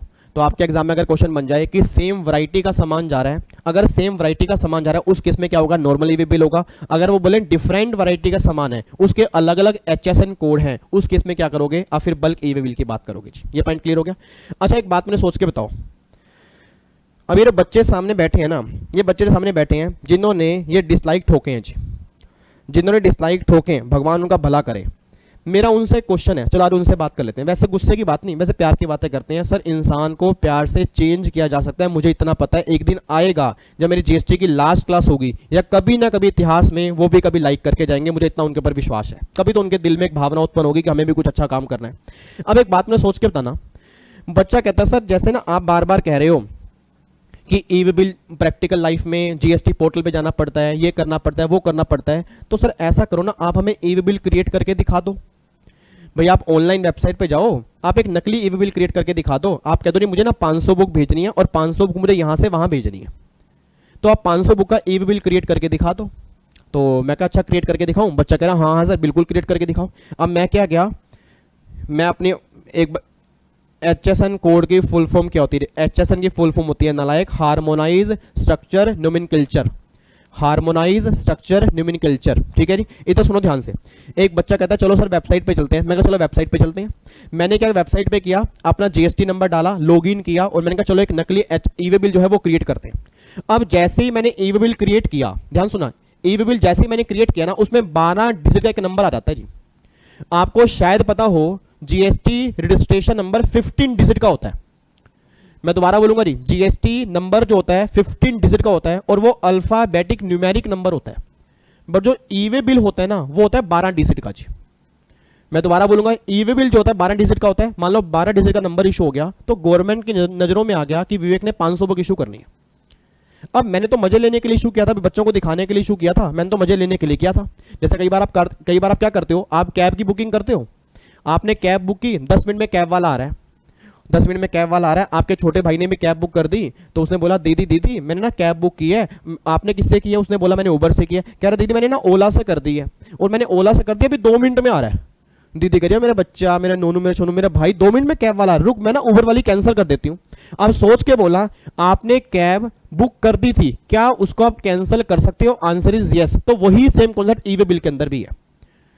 मतलब अगर मैंने ई वे बिल यहां पे क्रिएट कर दिया, ध्यान सुना, अगर मैंने ई वे बिल क्रिएट कर दिया, अगर मुझे बाद में कैंसिल करना है तो गवर्नमेंट कहती है यस कैंसिल कर, 24 घंटे के अंदर अंदर तुम ई वे बिल जो है वो कैंसिल कर सकते हो। एक बार चेक करो, देखो यहां पे जी, एक बार चेक करो, देखो जी, E way bill once generated can be cancel. आपको बट रीजन देना पड़ेगा। एक बात बताओ, आप अगर कैब कैंसिल करते हो, मुझे आंसर बताओ जी। तन्वी कह रही है सर पैसे कटते हैं ओला पे। तन्वी पैसे उनके ही कटते हैं जो नालायकपंथी करते हैं। मतलब कैब वाला घर के बाहर आ गया, उसके मजे लेने के लिए ऊपर से देखा अच्छा कैब वाला आ गया, रुको रुको अभी कैंसिल करती हूँ, फिर कैंसिल कर दिया। अगर आप थोड़े टाइम पहले कैंसिल कर दोगे, सही टाइम पे, तन्वी पैसे नहीं कटते। मुझे लगता है आपने तब कैंसिल की होगी मजे ले लेके, भाई हाँ भाई कैब वाला बाहर आ गया, देखियो भाई कैब वाला आ गया, एक मिनट रुक कैंसिल करके दिखाती हूँ, फिर तो पैसे कटेंगे ही नालायक। वो तुम्हारे घर के बाहर आके खड़ा, तुम मजे ले रहे हो उसके, तो पैसे नहीं काटेंगे तो और क्या काटेंगे? इधर देखो ध्यान से, नॉर्मली पैसे नहीं कटते अगर सही टाइम पे कैंसिल कर दोगे, ठीक है जी। बट आपको रीजन बताना पड़ता है ना, आपने कैब कैंसिल क्यों की। सेम रीजन यहां भी बताना पड़ेगा कि आपने ई वे बिल कैंसिल क्यों किया। देखो जी, यहां पे 24 घंटे के अंदर अंदर आपको ई वे बिल कैंसिल करना पड़ता है जी, ये आपको यहां पे दिया हुआ है। अब एक बार यहां पे चेक करना जी, एक बार यहां पे चेक करो। अब when is E way bill is not required, अब किस किस केस में ई वे बिल की रिक्वायरमेंट नहीं होती जी, मुझे आंसर देना जी। किस किस केस में ई वे बिल की रिक्वायरमेंट नहीं होती, मतलब कहां कहां ई वे बिल काटना ही नहीं है। वैसे मैंने क्या बोला कि वैल्यू 50,000 से ऊपर हो, उस केस में ई वे बिल काटना पड़ेगा। मुझे आंसर देना जी। इधर देखो ध्यान से, इधर देखो, मेरा पूरी क्लास से क्वेश्चन है, मेरा पूरी क्लास से क्वेश्चन है। मान लो ये मिस्टर एक्स है और ये मिस्टर वाई है। सारे बच्चे चैट बॉक्स में आंसर देंगे जी, सारे बच्चे चैट बॉक्स में आंसर देंगे। ये एक्स है, ये मिस्टर वाई है। एक्स ने वाई को गुड्स भेजे हैं जी, और इसकी वैल्यू है, आंसर देना जी, इसकी वैल्यू है 60,000 रुपए, इसकी वैल्यू 60,000 रुपए है। क्या इस केस में ई वे बिल जनरेट करना पड़ेगा नहीं करना पड़ेगा जी? गुड्स का मूवमेंट हो रहा है, वैल्यू 60,000 रुपए है, क्या इस केस में ई वे बिल जनरेट करना पड़ेगा नहीं करना पड़ेगा? यस या नो? ऑब्वियस सी बात है, यस करना पड़ेगा जी, कोई दिक्कत तो नहीं है। अच्छा, अगर मान लो एक प्रिंसिपल है, एक जॉब वर्कर है, और ये दोनों अलग अलग स्टेट में हैं। प्रिंसिपल दिल्ली में है और ये हरियाणा में है। अब दिल्ली से हरियाणा में सप्लाई हो रही है और वैल्यू सिर्फ 10,000 रुपए है, मतलब गुड्स का मूवमेंट हो रहा है, वैल्यू सिर्फ 10,000 रुपए है। प्रिंसिपल टू जॉब वर्कर वाले केस में क्या ई वे बिल काटना पड़ेगा? आंसर इज यस, वैल्यू चाहे 10,000 रुपए क्यों ना हो। अब गवर्नमेंट कह रही है विवेक हमारी बात सुन, अगर इन केसेस में अगर वैल्यू तेरी कितने ही लाखों रुपए क्यों ना हो तो भी तुझे ई वे बिल जनरेट नहीं करना। मतलब कुछ केस हम तुझे बताने जा रहे हैं, इन केस में वैल्यू कितने ही हजारों क्यों ना हो, कितने ही लाखों क्यों ना हो, तुझे ई वे बिल जनरेट नहीं करना। अब ऐसे कौन कौन से केस हैं और ये देखना स्टार्ट करते हैं। सबसे पहला नॉन मोटराइज व्हीकल। अगर आप नॉन मोटराइज व्हीकल से सामान लेके जा रहे हो, नॉन मोटराइज व्हीकल का मतलब समझ गए ना? नॉन मोटराइज व्हीकल मतलब क्या होता है? जिसमें मोटर नहीं लगी होती। याद करो वो रिक्शा जो होता है, रिक्शा टांगा गाड़ी जो गांव में चलती है, आपने कभी देखा हो, कहते हैं वैसे करके गांव में चलाते हैं। अब जो बच्चे मेरे को अगर पता होगा कहीं गांव घूम में अगर आपने कभी देखा हो, ऐसे ऐसे वो ऐसे कर करके गाड़ी चलाते हैं, तो वो टांगा गाड़ी होती है, उसमें कहीं मोटर तो लगी नहीं होती, तो गवर्नमेंट कह रही उस केस में ई वे बिल काटने की रिक्वायरमेंट नहीं है। उसके बाद देखो जी, एक साइकिल हो गया, बिल्कुल साइकिल हो गया, रिक्शा हो गया, उसमें मोटर नहीं लगी होती जी। उसके बाद एक और एग्जम्प्टेड गुड्स, अगर आप एग्जम्प्टेड गुड्स का मूवमेंट कर रहे हो उस केस में काटने की रिक्वायरमेंट नहीं है। नॉन टैक्सेबल गुड्स हो गया, अल्कोहलिक लीकर हो गया, 5 पेट्रोलियम प्रोडक्ट हो गया, उस केस में ई वे बिल काटने की रिक्वायरमेंट नहीं है। ज्वेलरी हो गया, जैम्स हो गया, कोरल हो गया, उस केस में ई वे बिल काटने की रिक्वायरमेंट नहीं है। एलपीजी गैस हो गया, कैरोसिन ऑयल हो गया जी। ध्यान रखना, आपके एग्जाम में कंफर्म क्वेश्चन बन जाएगा जी। आपके एग्जाम में एमसीक्यू से पेपर बनेगा या प्रोफेशनल वालों के एग्जाम में जब क्वेश्चन बनेगा, वो क्वेश्चन क्या बनेगा? ऐसे कौन कौन से गुड्स हैं जहां ई वे बिल की रिक्वायरमेंट नहीं होती, कोई 5 गुड्स लिख के आओ। प्रोफेशनल वालों में तो ये क्वेश्चन बनेगा, एक्जी वालों में ये क्वेश्चन बनेगा, इनमें से किन गुड्स पर ई वे बिल नहीं काटना होता? A B C D. तो अगर आपको गुड्स के नाम याद होंगे तो आंसर लिख के आओगे, नहीं तो आंसर लिख के नहीं आ सकते जी। तो सारे नाम याद होने चाहिए जी। एक बार चेक करो उसके बाद जी। करेंसी जी, ऑब्वियस बात है करेंसी। अब जहाँ पे मान लो एक बैंक से एटीएम में करेंसी जा रही है, अब लाखों रुपए की करेंसी है, क्या उस केस में उसको ट्रैक करेंगे? गवर्नमेंट कहती नहीं। कस्टम कंट्रोल गुड्स, जो गुड्स कस्टम के कंट्रोल में है, उस केस में बिल की रिक्वायरमेंट नहीं होती। ऐसा कोई मूवमेंट जो सप्लाई की डेफिनेशन से ही बाहर है, मतलब जो शेड्यूल 3 में कवर है, याद करो शेड्यूल 3 में 8 पैरा कवर होते हैं, अगर उन केस में गुड्स का मूवमेंट कर रहे हो, उन केस में ईवी बिल की रिक्वायरमेंट नहीं है। गवर्नमेंट स्पेसिफाइड एरिया, कुछ एरिया गवर्नमेंट स्पेसिफाइड कर सकते हैं कि इन एरिया में ईवी बिल की रिक्वायरमेंट नहीं है। उसके बाद गवर्नमेंट डिपार्टमेंटल गुड्स हो गया, डिफेंस वाले, जैसे मान लो गोला बारूद जा रहा है, बंदूकें जा रही हैं, अब इसको गवर्नमेंट ट्रैक थोड़ा करेगी, तो गवर्नमेंट के इस केस में भी बिल की रिक्वायरमेंट नहीं है। एम्प्टी कंटेनर जा रहे हैं, अगर खाली कंटेनर जा रहे हैं, उस केस में भी बिल की रिक्वायरमेंट नहीं है। अगर आप गुड्स ट्रांसपोर्ट कर रहे हो अप टू धर्म कांटा, धर्म कांटा क्या होता है? कोई बताएगा धर्म कांटा क्या होता है? जहां पे गुड्स का वजन तोला जाता है जी। आपने कई बार देखा होगा जो लोडी ट्रक होते हैं ना, लोडी ट्रक होते हैं, कई बार रास्ते में खड़े होते हैं अपना वजन तोलने के लिए कि इस ट्रक में कितना वजन है। तो अगर कोई गुड्स मान लो यहां से धर्म कांटा तक जा रहा है, बस सिर्फ धर्म कांटा तक, तो उस केस में आपको ईवी बिल काटने की रिक्वायरमेंट नहीं है। उसके बाद जी गुड्स अगर नेपाल भूटान, ये पॉइंट नया लिख लेना जी, आपने नोट्स में पॉइंट लिखना ना कि अगर आप गुड्स को नेपाल भूटान, मतलब गुड्स का मूवमेंट अगर नेपाल भूटान हो रहा है, उस केस में भी ईवी बिल की रिक्वायरमेंट नहीं होती, बस ये बात ध्यान देना जी। तो इन सारे केस में ईवी बिल की रिक्वायरमेंट नहीं है, चाहे वैल्यू कितनी ही क्यों ना हो, उस केस में ईवी बिल नहीं काटना, बस ये बात ध्यान देना जी। इसमें कोई दिक्कत तो नहीं है, पक्का। तो इनको छोड़ के हर केस में 50,000 रुपए की लिमिट है, और 2 केस ऐसे होंगे जहां 50,000 रुपए की लिमिट नहीं होगी, वहां स्टार्टिंग से ही काटना पड़ेगा। ये बातें अभी तक हमने पढ़ी हैं जी। लो जी, अब एक बार यहाँ पे आना जी। अच्छा सुनना अब ध्यान से, अब यहाँ तक आपको समझ में आ गया ना? बच्चा कह रहे ये एकदम आप चेंज कैसे हो गए, शर्ट आपकी चेंज हो गई, सुनो तो सही नालायक हूँ। अब जो इससे अगला कॉन्सेप्ट आप समझोगे, उसमें आप समझोगे ये वाला कॉन्सेप्ट है वैलिडिटी ऑफ ईवे बिल का।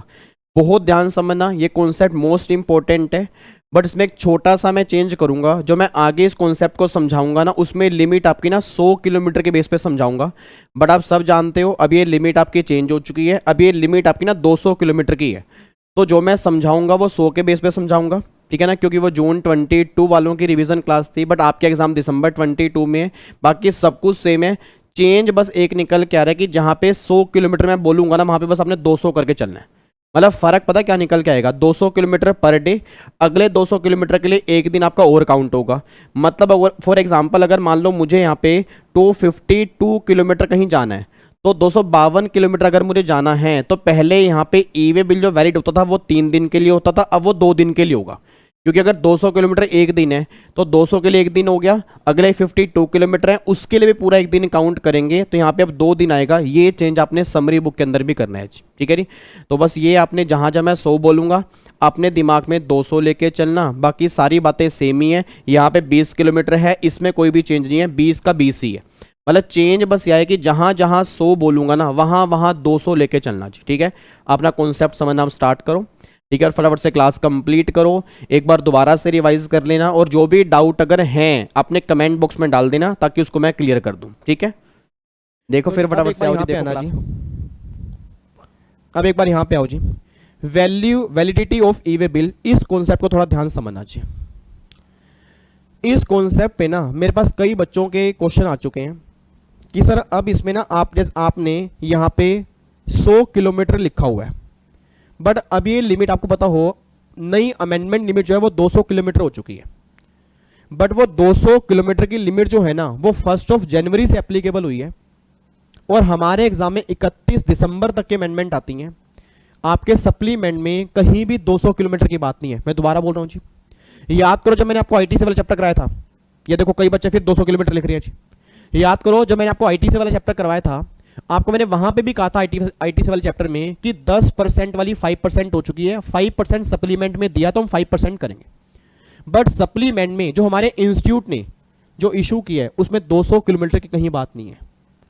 तो मैं दोबारा कह रहा हूं, अगर इंस्टीट्यूट ने नहीं दिया तो हमें 100 किलोमीटर ही करके आना, गलती से भी 200 की बात मत करके आना, काटा बच जाएगा जी। क्योंकि जो उसने सप्लीमेंट इशू किया, पूरे सप्लीमेंट में आप चेक कर लो, कहीं पर भी 200 किलोमीटर की बात नहीं है। तो ये लिमिट जिनके एग्जाम दिसंबर में है उनके एग्जाम में एप्लीकेबल होगी, बट जिनके एग्जाम अगस्त में होंगे उनके एग्जाम में एप्लीकेबल नहीं है जी। तो फिर हमारे एग्जाम में क्या जी 100 किलोमीटर है। एक बार चेक करो जी, यहां पे देखो जी, इधर देखना ध्यान से। अब गवर्नमेंट ये बात कहती है कि आपका ईवे बिल जो है वो कितने दिन वैलिड होगा, ये हमें बताओ जी। अब ईवे बिल ना कितने दिन वैलिड होगा, ये डिपेंड करता है कि तुम्हारा डिस्टेंस कितना है और तुम्हारी कार्गो टाइप क्या है। मैं दोबारा बोलूंगा, ई वे बिल कितने दिन वैलिड होगा ये डिपेंड करता है कि तुम्हारा डिस्टेंस कितना है और तुम्हारी कार्गो टाइप क्या है। अब अगर कोई नॉर्मल कार्गो है, नॉर्मल कार्गो का मतलब नॉर्मल ट्रक जा रहा है जी, प्लीज ध्यान सुना जी, अगर कोई नॉर्मल ट्रक जा रहा है, तो अगर कोई नॉर्मल ट्रक जा रहा है ना, उस केस में गवर्नमेंट कहती है 100 किलोमीटर तक एक दिन, और अगले 100 किलोमीटर तक एक दिन आपका और हो जाएगा। मेरा पूरी क्लास का क्वेश्चन है जी, अगर मुझे 360 किलोमीटर जाना है, क्या क्लास में सिंगल बच्चा बता देगा जी? अगर मुझे 360 किलोमीटर जाना है तो कितने दिन तक ई वे बिल मेरा वैलिड रहेगा, बस ये बता दो जी, आंसर दो मुझे जी। सीए वालों के लिए भी 100 किलोमीटर ही है जी, जल्दी बोलो मुझे जी। अगर 360 किलोमीटर जाना है कितने दिन रहेगा? 4 दिन। 4 दिन कैसे जी? 100 के लिए एक, अगले 100 के लिए एक, अगले 100 के लिए एक, और जो और पार्ट भी होगा मतलब 60 किलोमीटर भी होंगे उसके लिए भी हम पूरा एक दिन काउंट करेंगे, तो 4 दिन की बातें होंगी। तो ये तो हो गई नॉर्मल कार्गो की बातें कि अगर नॉर्मल कार्गो है तो हर केस में आपका 100 kilometre per day, additional 100 kilometre और पार्ट देयर ऑफ के लिए एक दिन आपका लगेगा। बट अब गवर्नमेंट कह रही है कि अगर कोई कार्गो तुम्हारा ओवर डायमेंशनल कार्गो है, प्लीज ध्यान सुनना जी। सर मैंने ओवरलोड कार्गो नहीं कहा, मैंने ओवरलोड कार्गो नहीं कहा, मैंने कहा अगर तुम्हारा कार्गो ओवर डायमेंशनल कार्गो है या मल्टी मॉडल कार्गो है विद शिप, मैं दोबारा बोलूंगा जी, 2 केस मैंने बोले हैं। हेलो इधर देखो ध्यान से, सीधे होके बैठ, सीधे होके बैठो नालायक। मतलब बच्चा ऐसे लेट के बैठा है, कई बच्चों के ना ऐसा, मम्मी पापा इस टाइम जो होंगे ना वो बैठे होंगे चेयर पे और बच्चा आराम से बैठ के ऐसे पढ़ रहा होगा, ऐसे पता नहीं कहाँ राजा महाराजा बैठा है नालायक। सीधे होके बैठा करो नालायक को, अभी ऐसे कैसे इधर घूम रहे हो। हाँ जी, मुझे फटाफट से आंसर देना जी। अब अगर मैं ओवर डायमेंशनल कार्गो की बात करूंगा, एक तो है ओवर डायमेंशनल कार्गो, एक है multi modal cargo with ship. अच्छा आप में से कोई बताएगा ओवर डायमेंशनल कार्गो क्या होता है जी? ओवर, राधिका अपनी वीडियो क्वालिटी वहां से इंप्रूव करो, यहां बिल्कुल सही है जी। ओवर डायमेंशनल कार्गो का मतलब क्या होता है जी? मुझे बताओ, ओवर डायमेंशनल कार्गो का मतलब क्या ओवरलोड होता है? आंसर इज नो, ओवरलोड नहीं होता सर। मैं दोबारा बोल रहा हूं, इधर देखो जी, ये ट्रक है जी, ये ट्रक है। अब मेरी ड्राइंग का मजाक मत उड़ाना जी, क्योंकि मेरी ड्राइंग एक्चुअल में बहुत बढ़िया है और सारे लोग उससे जलते हैं, तो नजर ना लग जाए इसलिए मैं अच्छी बनाता नहीं हूं। ये एक ट्रक है जी, और ये ना, ये देखो ये ऊपर तक लोडेड है, ये ना ऊपर तक लोडेड है। आपने कई बार देखे होंगे ऐसे ऐसे ट्रक होते हैं जी, ऐसे ऐसे ट्रक होते हैं, ये पूरे लोडेड ट्रक होते हैं, पूरे लोडेड। एक तो ट्रक है ये, एक तो ट्रक है ये ट्रक नंबर 1 है, ये ट्रक नंबर 1 है, और एक ट्रक है ये, एक ट्रक है ये, एक ट्रक है ये, ठीक है, एक ट्रक ही है। और इसमें ना ऐसे सामान रखा हुआ है, जैसे कई बार आपने देखा होगा ट्रक में ना सरिया रखा होता है, ट्रक में सरिया रखा होता है और सरिया ऐसे बाहर निकला होता है जी, सरिया ऐसे, ये सरिया रखे हुए हैं जी, और इसमें सरिये ऐसे बाहर निकले हुए हैं जी। ये ट्रक नंबर 2 है। हाँ मेरे को पता मेरी ड्राइंग बहुत बढ़िया है, जलो मत नालायक को, जलो मत, कोई बात नहीं, भगवान तुम्हें भी ज्ञान देगा, तुम्हें भी शक्ति देगा ऐसी ड्राइंग बनाने की, क्या दिक्कत है? मेरी ड्राइंग है, मेरे को स्टार्टिंग से ही मिली ऐसी। अब मुझे फटाफट से बताओ जी, मुझे सोच समझ के आंसर देना जी। अब इसमें से ओवर डायमेंशनल कार्गो कौन सा है, 1 है या 2 है जी? जल्दी बोलो जी, 1 है या 2 है? इसमें ओवर डायमेंशनल कार्गो कौन सा है, 1 है या 2 है जी, या दोनों है जी? आंसर दो मुझे फटाफट से। इसमें फर्स्ट वाला है या सेकंड वाला है? कविता कह रही है फर्स्ट वाला है, एमी कह रही है फर्स्ट वाला है, तन्वी कह रही है फर्स्ट वाला है, वो सब नालायक बच्चे कह रहे हैं फर्स्ट वाला है। सर ये ओवरलोड कार्गो है, ये ओवर डायमेंशनल है, ये ओवर डायमेंशनल है। ओवर डायमेंशनल का मतलब क्या है कि जो ट्रक का डायमेंशन है, मतलब जो ट्रक का एरिया है उससे भी बाहर जा रहा है। सर ओवर डायमेंशन मतलब जिसको आप कंट्रोल नहीं कर सकते। एक बात बताओ, आपने ओवरलोड कर दिया तो ओवरलोड तो कंट्रोल कर सकते हो ना भाई, थोड़ा सामान उतार लो, थोड़ा सामान उतार लो। मेरे को अभी तक याद है बचपन में क्या होता था, पापा, मेरे पापा के पास ना प्रिया स्कूटर था, बचपन में मेरे पापा के पास प्रिया स्कूटर था, येलो कलर का ना स्कूटर चलता था। अगर आपके फादर को पता हो, अगर पापा साथ बैठे पापा से पूछना, एक स्कूटर था प्रिया स्कूटर। अब हम 2 भाई हैं, एक मेरी सिस्टर है, ठीक है। बचपन में क्या होता था, अब होता क्या था, पापा स्कूटर चलाते थे ऐसे, ठीक है। अच्छा मैं बैठता था पीछे, क्योंकि मेरा भाई छोटा था, मैं बैठ के ऐसे करके पीछे, मेरी बहन बैठ गई, फिर मम्मी बैठ गई, और मेरा छोटा सा भाई ऐसे करके ऐसे आगे पापा के आगे ऐसे चलता था। अब भाई साहब सोच के बोलना, ये तो भाई साहब ओवरलोड कार्गो हो गया है, तो ये तो ओवरलोड कार्गो है। मतलब इस तरह से सर, इस तरह से होता था। अब सोच के बोलना, गवर्नमेंट ओवरलोड कार्गो की बात नहीं कर रही, ओवर डायमेंशनल कार्गो की बात कर रही है। गवर्नमेंट कह रही है भाई साहब ये जो ये वाला कार्गो है ना, ट्रक नंबर 2 जो है, ये ओवर डायमेंशनल है, ये ओवर डायमेंशनल है, ये तो ओवरलोड है। अब सोच के बोलना, अगर मान लो हम 5 लोग एक उस पे स्कूटर पे सफर कर रहे हैं और जा रहे हैं ला ला ला ला ला ला ला ला ला ला ला ला ला, अब सोच के बोलना किसी ने रास्ते में उतार के, किसी ने रास्ते में रोक के बोल दिया भाई साहब क्या कर रहे हो, भाई साहब क्या कर रहे हो, अभी आगे आपका छोटा बच्चा है और आप पीछे ये और पीछे गुड़िया है और पीछे आंटी बैठे हैं, इसको थोड़ा उतारो, इसको एक दो बच्चे को नालायक को उतारो, ये तो विवेक को तो उतारो, विवेक बहुत नालायक है, विवेक को उतारो नीचे यहाँ पे। अब सोच के बोलना क्या ये ओवर डायमेंशनल है, दैट इज ओवरलोड कार्गो, इसको बोलते हैं ओवरलोड। तो गवर्नमेंट कह रही है जी ओवरलोड की बात नहीं कर रहे, उसमें तुम लोड कम कर सकते हो। ओवर डायमेंशनल मींस क्या है कि वो ट्रक से बाहर आएगा ही आएगा, क्योंकि सर बड़ी बड़ी इंडस्ट्री में सरिया बड़ा बड़ा लगता है और अगर बड़ा सरिया जाना है तो वो सरिया ऐसे ही जाएगा। तो गवर्नमेंट इस कार्गो की बात कर रही है, बस ये बात ध्यान देना जी। चलान कटेगा, बिल्कुल कटेगा जी। सर हेलमेट पहनते थे ना सर, हेलमेट पहनते थे, अब हेलमेट उस टाइम कहां होता था नालायक, हेलमेट छोटे छोटे होते थे सर, बिल्कुल छोटे छोटे होते थे, मेरे को याद है तो मैंने आपको एग्जांपल दे दिया, ठीक है जी। एक रोहित कह रहा है सर ई वे बिल में एक्सपोर्ट का बता दो, रोहित 9 बजे से एक लाइन पे लगा हुआ है कि एक्सपोर्ट वाले केस में ई वे बिल बता दो, क्योंकि रोहित को सारा बाकी ई वे बिल आता है। तो रोहित एक्सपोर्ट वाले केस में ई वे बिल का ट्रीटमेंट क्या होगा उसको देख लेंगे, पहले ये तो समझ लो। इधर देखो ध्यान से जी, एक बार चेक करो अब यहाँ पे जी। अब यहाँ पे गवर्नमेंट ये बात कहना चाह रही है कि अगर कोई कार्गो ओवर डायमेंशनल कार्गो है या multi modal cargo, multi modal cargo with ship जी, multi modal cargo with ship. अच्छा कोई बताएगा मल्टी मॉडल कार्गो का मतलब क्या होता है? जहां पे व्हीकल बार बार चेंज हो रहे हैं जी, जहां पे व्हीकल बार बार चेंज हो रहे हैं। आपको मैं एग्जांपल देता हूं जी, यहां से ये लो जी, यहां से सामान निकला ट्रक से, ये ट्रक से सामान गया जी, ये सामान गया ट्रक से, फिर आगे ये सामान चला गया गाड़ी में, यहां से अनलोड हुआ, यहां गाड़ी में चला गया जी, उसके बाद फिर यहां से ना ये सामान गया फिर वेसल में, ये सामान गया जी वेसल में, ये सामान वेसल में, मान लो फिर दिल्ली से मतलब मुंबई से गुजरात जाना था तो मुंबई से गुजरात वेसल के थ्रू जा रहा है, फिर वेसल से फिर ये सामान वहां पे ट्रक में गया, इसको हम क्या बोलेंगे? मल्टी मॉडल कार्गो बोलेंगे जी। ये मल्टी मॉडल कार्गो है, मतलब जिसमें कई तरह के कार्गो चेंज हो गए। एग्जाम्पल ये भी हो सकता है, मान लो रेलवे से ट्रक, ट्रक से फिर मान लो वेसल, वेसल से फिर ट्रक, ये मल्टी मॉडल कार्गो है। तो गवर्नमेंट कह रही है कि अगर मल्टी मॉडल कार्गो है बट विद शिप है, मतलब कम से कम एक तो शिप होनी चाहिए, तो उस केस में वैलिडिटी जो होगी ना, अब एक बार चेक करना जी, उस केस में वैलिडिटी होगी आपकी 20 किलोमीटर पर डे की, और एक्सेस 20 किलोमीटर जो होंगे वो एक दिन और होगा। अब मुझे फटाफट से बोल दो, अगर 20 किलोमीटर की है, अगर मान लो मुझे 55 किलोमीटर जाना है जी, आपने बोल देना जी, अगर 55 किलोमीटर है तो कितने दिन होंगे? आंसर दो जी। अगर 55 किलोमीटर है तो कितने दिन वैलिड होगा? बस ये आंसर दे दो जी, आंसर दो मुझे फटाफट से जी। अगर 55 किलोमीटर है जी, बहुत बढ़िया जी। लीना कह रही है 4 दिन, नालायक लीना, 4 दिन कैसे? पहले 20 को एक दिन हो गया, फिर 20 को एक दिन हो गया, फिर अगले 20 पूरे नहीं हो, उसका भी क्या हो गया? एक दिन हो गया, तो 3 दिन ही तो हुए। तो यहाँ पे 3 दिन की बातें होंगी, ये जो वैलिड होगा वो 3 दिन होगा जी। उम्मीद करूंगा आपको समझ में आ गया जी, उम्मीद करूंगा आपको समझ में आ गया कि ए वे बिल कितने दिन वैलिड होता है। तो मुझे फटाफट से आंसर दो दोबारा से। नहीं, नॉर्मल कार्गो वाले केस में 100 किलोमीटर की बात होगी, ओवर डायमेंशनल कार्गो या multi modal cargo with ship, उस केस में गवर्नमेंट के लिए 20 किलोमीटर पर डे, और अगले 20 किलोमीटर जो होंगे एक दिन आपको और निकल के आएगा, बस ये बात ध्यान दो जी। अच्छा, क्या कोई बच्चा ऐसा है जो ये बता दे क्या इसकी वैलिडिटी एक्सटेंड हो सकती है?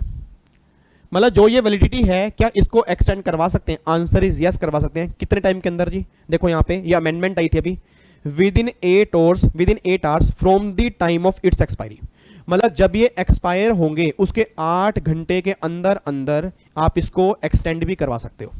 आपके एग्जाम में कंफर्म क्वेश्चन बन सकता है जी, लेटेस्ट अमेंडमेंट है, कई बच्चों को नहीं पता इस अमेंडमेंट के बारे में, दोबारा बोल दूं, अगर एग्जाम में क्वेश्चन बना कि ई वे बिल की वैलिडिटी एक्सटेंड करवा सकते हो, आंसर इज यस। कितने टाइम में? 8 आवर्स में। 8 आवर्स में एक्सटेंशन पॉसिबल है। देखो मैंने यहाँ पे लिखा हुआ है with in 8 hours from the time of its expiry, मतलब जब ये एक्सपायर हो रहे हैं उसके 8 घंटे के अंदर अंदर आप इसको एक्सटेंड करवा सकते हो।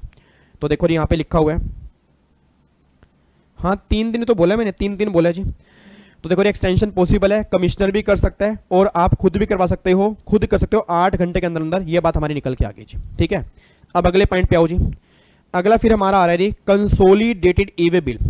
अच्छा अब सुना ध्यान से, एक तो हमने क्या था बल्क ई वे बिल, एक हमने क्या था बल्क ई वे बिल, एक है कंसोलिडेटेड ई वे बिल। इन दोनों के अंदर फर्क क्या है?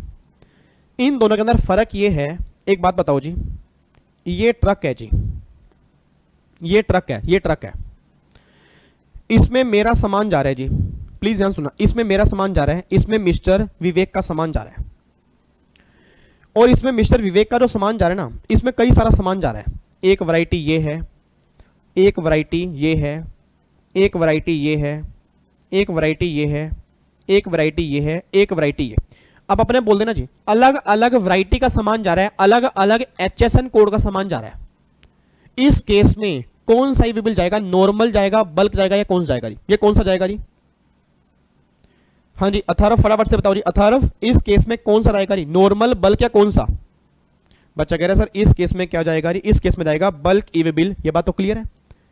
बल्क ई-वे बिल कब जाएगा? अगर अलग अलग HSN कोड का सामान जाएगा उसमें क्या होगा जी? बल्क ई-वे बिल होगा। अब ध्यान सुना, इस ट्रक में विवेक का भी सामान जा रहा है, मान लो इसमें एक बच्चा है हर्षित, उसका भी सामान जा रहा है, एक बच्चा है अमित, उसका भी सामान जा रहा है, एक बच्चा अर्जुन है, उसका भी सामान जा रहा है, एक बच्चा अथर्व है, उसका भी सामान जा रहा है, मतलब कई सारे सप्लायर हैं। अब अगर इतने सारे सप्लायर का सामान इसके अंदर जा रहा होगा तो गवर्नमेंट कहते हैं उस केस में अलग अलग जो ई-वे बिल कटेंगे उसको तुम कंसोलिडेट भी कर सकते हो।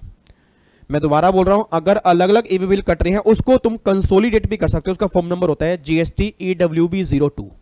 तो देखो जी एग्जांपल देखो जी, अब यहाँ पे देखो जी क्या है, अब ये दिल्ली में सप्लायर 1 है, सप्लायर 2 है, सप्लायर 3 है, सप्लायर 4 है, तो ये 4 ई-वे बिल कटे, 1 2 3 4। इसको तुम्हारे पास ऑप्शन होता है कि तुम इसको कंसोलिडेट भी कर सकते हो। इसका फॉर्म नंबर होता है GST EWB 02। ये बात ध्यान देना जी, ये फॉर्म नंबर आपको याद करना है जी, ये फॉर्म नंबर आपको याद करना है जी। ई-वे बिल का नॉर्मल ई-वे बिल का होता है GST EWB 01, और अगर बात होगी कंसोलिडेटेड ई-वे बिल की तो होगा GST EWB 02। एक बार दोबारा बोलो, अगर एग्जाम में क्वेश्चन बना कि नॉर्मल ई-वे बिल काटना है, नॉर्मल ई-वे बिल, तो फॉर्म नंबर क्या होगा? GST EWB 01। अगर एग्जाम में क्वेश्चन बना कंसोलिडेटेड ई-वे बिल काटना है तो फिर फॉर्म नंबर क्या होगा? GST EWB 02। बस ये बात ध्यान दो जी, तो ये हमारा आंसर बनेगा जी। ठीक है, उस केस में देखो जी, what happen in case of multi vehicle. अब अगर सामान मल्टी व्हीकल में जा रहा है जी, मल्टी मॉडल कार्गो नहीं कह रही, मल्टी मॉडल कार्गो नहीं कह रहा, मैं कह रहा हूं मल्टी व्हीकल। मल्टी व्हीकल का मतलब क्या है? जैसे मान लो एक पर्सन का सामान ना, एक पर्सन का सामान मुझे दिल्ली से जयपुर लेके जाना है जी। अब अगर मुझे दिल्ली से जयपुर सामान लेके जाना है, मैं निकला गड्डी लेके, मैंने अपनी गाड़ी स्टार्ट की, भ्रूम भ्रूम भ्रूम भ्रूम, मैंने गाड़ी स्टार्ट की। अब जैसे ही मैंने गाड़ी स्टार्ट की तो वहां पे गाड़ी क्या होगी? फट फट फट फट फट फट फट फट, गाड़ी बंद हो गई। मतलब थोड़े से ही मैं किलोमीटर गया और गाड़ी बंद हो गई। अब फोन करना वाला, दूसरे गाड़ी वाले को फोन करना पड़ा। मैंने कहा भाई साहब गाड़ी बंद हो गई है, दूसरे गाड़ी वाला आएगा और ये सामान लेके जाएगा। अब दूसरे गाड़ी वाला आ गया जी। अब दूसरे गाड़ी वाला भी, मैं निकला गड्डी लेके, वो भी गड्डी लेके निकला, थोड़ी देर बाद उसकी भी गाड़ी बंद हो गई। फिर तीसरी गाड़ी वाला आ गया जी। एक केस तो ये है कि जहां पे कई व्हीकल चेंज हो रहे हैं, ये बात तो क्लियर है। और दूसरा केस ये भी हो सकता है, शायद आपको पता हो, कई लोगों को ऑल इंडिया रूट परमिट ही नहीं मिलता। आपको बताओ सर, कई लोगों को ऑल इंडिया रूट परमिट नहीं मिलता। उनको परमिशन ही कहां तक होती है कि वो दिल्ली तक जाएंगे, दिल्ली के बॉर्डर के बाद उसको आपको नई कैब करनी पड़ेगी, नया ट्रक करना पड़ेगा जी। किसी ने मुझे बोला कि भाई ये सामान तुम जयपुर ले जाओगे। मैं कह रही मैं जयपुर तो नहीं लेके जा सकता, मैं दिल्ली के बॉर्डर पे छोड़ दूंगा, वहां दूसरा ट्रक वाला होगा, दूसरे ट्रक में सामान चढ़ा देना जी। उसने कहा ठीक है जी, कोई दिक्कत नहीं है। अब ये क्या हो गया? मल्टी व्हीकल हो गया जी। अब मल्टी व्हीकल वाले केस में गवर्नमेंट ये बात कहती है कि तुम्हें ई-वे बिल तो एक ही क्रिएट करना पड़ेगा, बट जितने व्हीकल होंगे उसकी इंफॉर्मेशन तुम्हें उस ई-वे बिल में अपडेट करनी पड़ेगी। हेलो, मैंने क्या बोला जी? मैंने क्या बोला? जितने व्हीकल उतने ई-वे बिल। आंसर दो मुझे जी, आंसर दो मुझे। Who will generate EWB 02? Who will generate करेगा जी? ट्रांसपोर्टर करेगा जी, जो सामान लेके जा रहा है कंसोलिडेटेड ई-वे बिल वही बनाएगा जी। ये बात ध्यान देना जी। अब मुझे फटाफट से आंसर दो जी, क्या जितने व्हीकल उतने ई-वे बिल? आंसर दो जी, जितने व्हीकल उतने e way bill. Answer is no, e way bill एक ही रहेगा। हर ट्रांसपोर्ट जो व्हीकल होंगे उसकी इंफॉर्मेशन मुझे पार्ट नंबर बी, याद करो पार्ट नंबर बी हमारा ट्रांसपोर्टर का होता है जी। पार्ट नंबर बी में जो डिटेल होती है उस डिटेल को हमें अपडेट करना पड़ेगा। बट गवर्नमेंट कहती है देखो जी, अगर इंट्रा स्टेट सप्लाई हो रही है, अगर इंट्रा स्टेट मूवमेंट हो रहा है और 50 किलोमीटर तक है, अगर इंट्रा स्टेट मूवमेंट हो रहा है और 50 किलोमीटर तक है, उस केस में तुम अगले वाले व्हीकल की डिटेल अगर अपडेट नहीं भी करोगे तो भी चल जाएगा। एक बच्चा कह रहा है मैंने कोई ना समझ में आ रहा सर, सर मेरे को समझ नहीं आया सर, मेरे को यहाँ तक सर बिल्कुल समझ नहीं आया, एक बार दोबारा बताओ। मेरे बच्चे, मैं ये बात कहना चाह रहा हूँ, अगर सामान दूसरी स्टेट में जा रहा है, अगर सामान दूसरी स्टेट में जा रहा है, चाहे वो 10 किलोमीटर हो, चाहे 15 हो, चाहे 20 हो, उस केस में हर ट्रांसपोर्ट व्हीकल की डिटेल अपडेट करनी पड़ेगी। बट अगर सामान सेम स्टेट में मूव हो रहा है और विद इन 50 किलोमीटर और मान लो बीच में 3 ट्रक हैं, तो ट्रक 1 की डिटेल तो पहले डल चुकी होगी, ट्रक 2 और ट्रक 3 की डिटेल अगर नहीं भी डलेगी तो भी कोई दिक्कत नहीं है। गवर्नमेंट ये बात कहना चाह रही है जी। देखो जी यहां पे जी मैंने क्या लिखा हुआ है, एक बार चेक करो। देखो ईवी बिल जनरेट होगा, उसमें ट्रक 1 की डिटेल जाएगी, 12 डिजिट का नंबर होगा। बट अगर मूवमेंट हो रहा है इंट्रा स्टेट और अप टू 50 किलोमीटर है जी, इंट्रा स्टेट अगर अप टू 50 किलोमीटर है। एक बच्चा कह रहा है सर मल्टी मॉडल और मल्टी व्हीकल में क्या डिफरेंस है? मेरे बच्चे, मेरे आलू, मेरे प्याज कलर के बच्चे, डिफरेंस है सर। मल्टी व्हीकल का मतलब क्या है? मल्टी व्हीकल मींस 3 ट्रक जा रहे हैं, ये मल्टी व्हीकल है। 3 ट्रक और एक गाड़ी है, मल्टी व्हीकल है। मल्टी मॉडल कार्गो का मतलब होता है कार्गो ही चेंज हो गया, ट्रक से रेल, रेल से शिप, ये मल्टी मॉडल कार्गो है। मल्टी मॉडल मतलब नेचर ही चेंज हो गई कार्गो की जी, ठीक है जी। अब देखो जी अगर अप टू 50 किलोमीटर है तो no need to generate detail of truck 2, उस केस में ट्रक 2 की डिटेल जरूरी नहीं है, सिर्फ ट्रक 1 की डिटेल डाल दी, वही बड़ी बात है। बट अगर इंटर स्टेट सप्लाई होगी, अगर इंटर स्टेट मूवमेंट होगा, चाहे 50 किलोमीटर ही क्यों ना हो, फिर आपको हर डिटेल को अपडेट करना पड़ेगा जी, ठीक है। तो ये पॉइंट आपका निकल के आता है जी मल्टी व्हीकल कार्गो में। उम्मीद करूंगा जी आपको समझ में आ गया जी, ठीक है जी, क्लियर है जी। उसके बाद मुझे फटाफट से एक बात बताना, आप में से सिर्फ 5 मिनट साथ दे दो जी, सिर्फ 5 मिनट। हाँ मेरा बच्चा सीधे होके बैठो, बिल्कुल सीधे होके बैठो, बिल्कुल सीधे, ऐसे ऐसे होके बैठो, एकदम बिल्कुल सीधे होके बैठो।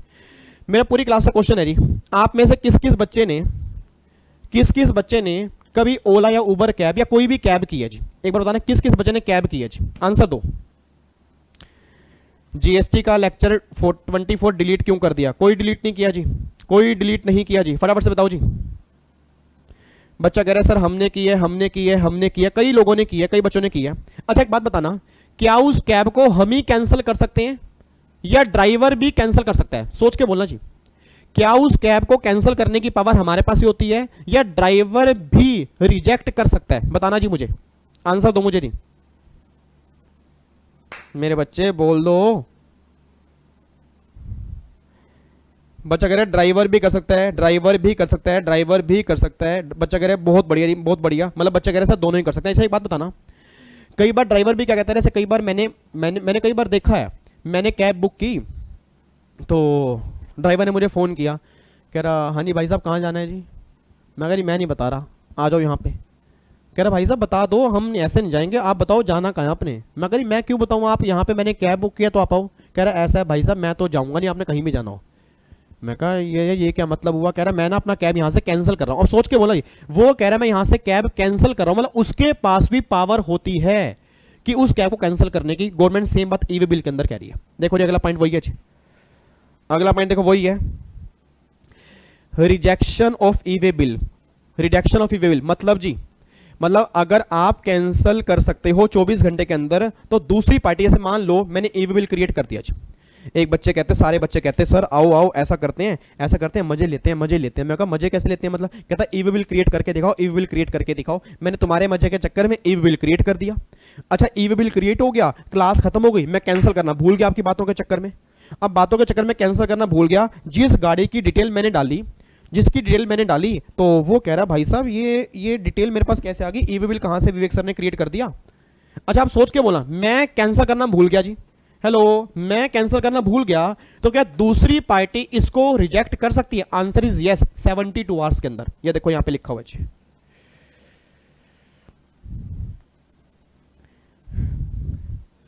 देखो यहां पे नहीं, 72 आवर्स में, देखो क्या लिखा है, 72 आवर्स में रिजेक्ट कर सकते हो। If not rejected then deem to be accepted. Cancellation कौन करेगा? जनरेटर करेंगे जी। रिजेक्शन कौन करेगा? Other than generator. बस ये बात ध्यान देना।